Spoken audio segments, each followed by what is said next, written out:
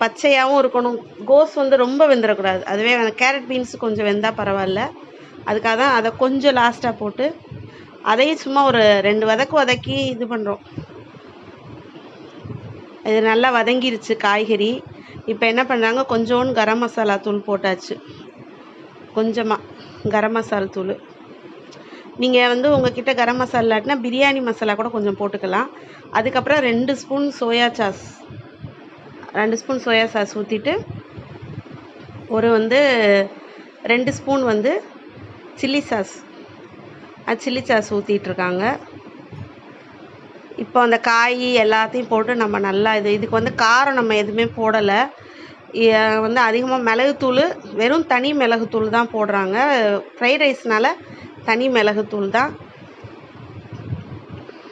இப்போ இதை நல்லா கலந்துட்டு இப்போ அந்த